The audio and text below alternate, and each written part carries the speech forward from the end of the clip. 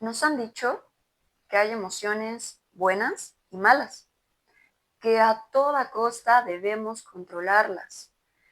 Pero si en realidad las emociones no fueran el problema.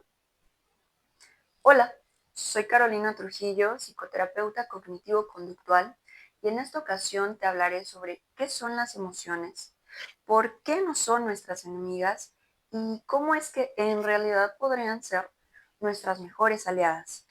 Vamos a ello.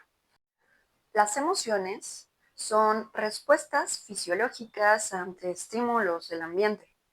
Pensemos que un día vas caminando por la calle y percibes que alguien camina de manera sospechosa detrás de ti.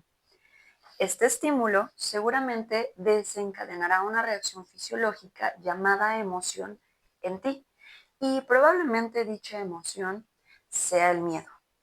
Sin embargo, las emociones van más allá de ser simples reacciones fisiológicas. En realidad son programas de supervivencia diseñados por millones de años de evolución justo para eso, para que logremos sobrevivir y evolucionar.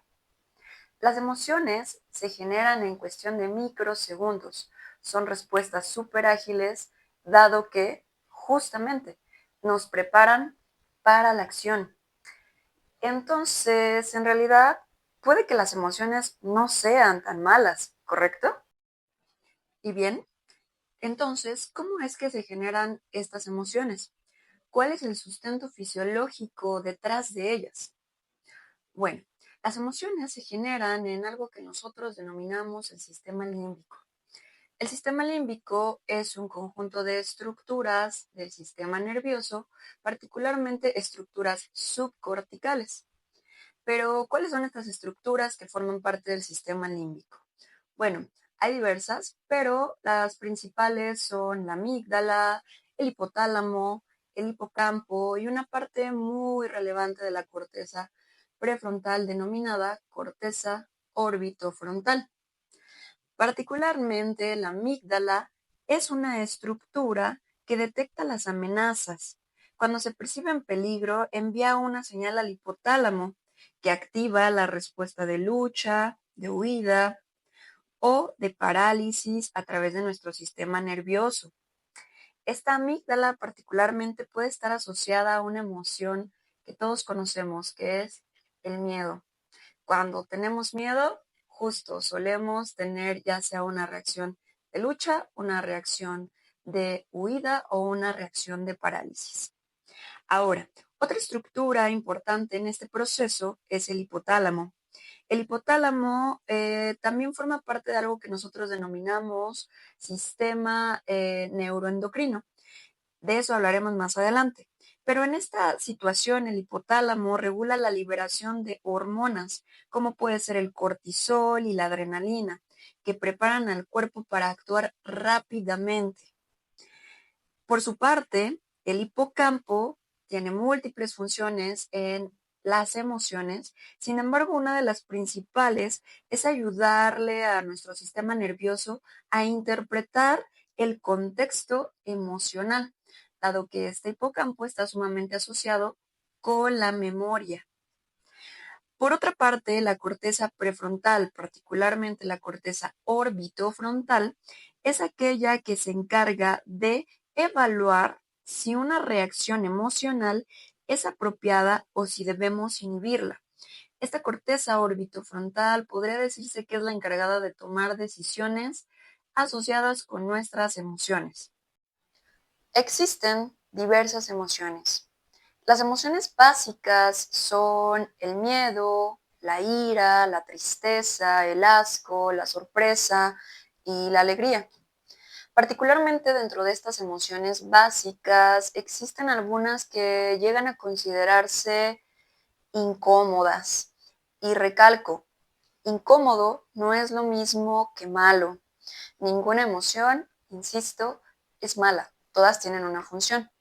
Y justamente vamos a hablar de la función de estas emociones que pueden considerarse incómodas, particularmente el miedo, la ira y la tristeza.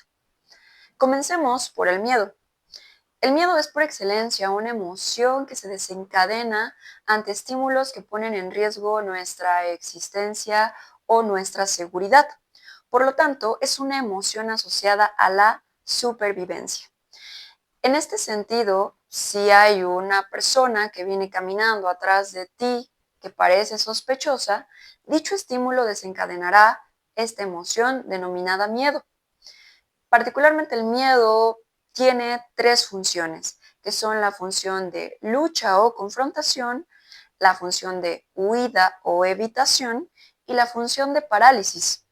Ninguna de ellas es particularmente mejor que otra. Todo dependerá del contexto y de la situación para que podamos hacer uso de una o de otra función del miedo.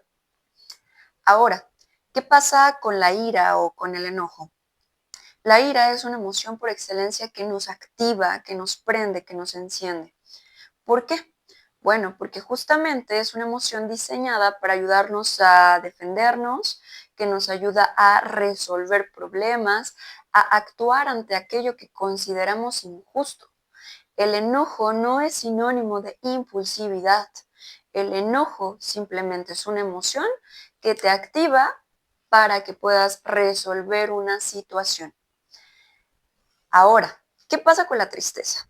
La tristeza es probablemente una de las emociones más desdeñadas, una de las emociones que puede resultarnos más incómoda. Sin embargo, su función es clara.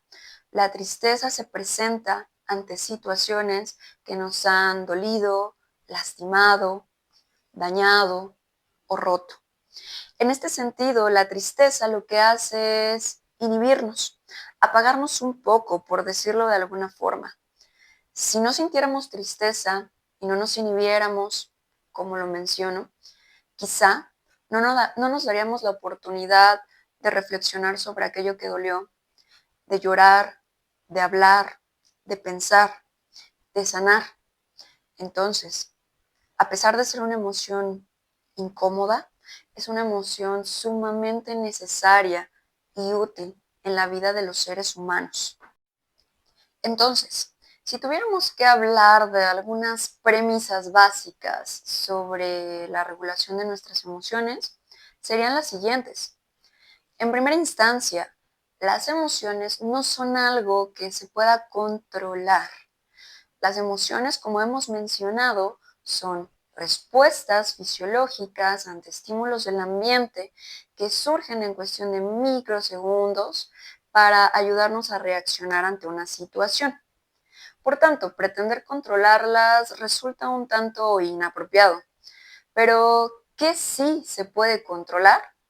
La respuesta que emites ante esa emoción, es decir, la conducta. Eso sí que sí lo podemos controlar. La segunda premisa sería que todas las emociones tienen una función. Recuerda, ninguna es tu enemiga, ninguna es mala en sí misma. No podemos negar que van a resultar incómodas en ocasiones, pero tienen una función. Usémosla para lo que es y volvámosla nuestra mejor aliada, no nuestra enemiga. Eso es probablemente de lo más importante en temas de regulación emocional. La tercera premisa es que es muy importante el uso del lenguaje en la regulación de las emociones. Aprender a nombrar correctamente lo que sentimos puede marcar un antes y un después en cómo nos percibimos. Hoy en día es muy común manejarnos dentro del espectro de depresión y ansiedad. Y por supuesto, no podemos negar que esto existe y existe mucho, pero probablemente no todo es depresión y probablemente no todo es ansiedad.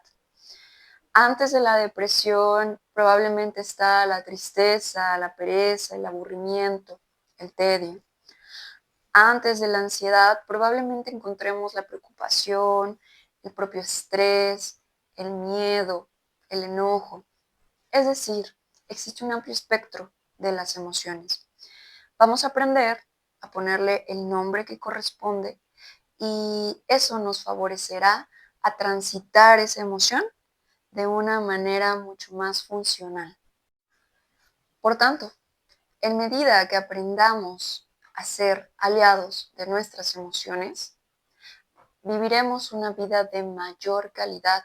Nuestra salud se verá beneficiada, no solo la salud mental, sino también nuestra salud física. Recuerda, tus emociones no son tus enemigas, existen por una razón muy clara y hay que usarlas para eso que fueron diseñadas. Por favor, coméntame en los comentarios cuál es la emoción que te resulta más difícil de transitar. Y recuerda, manos a la obra.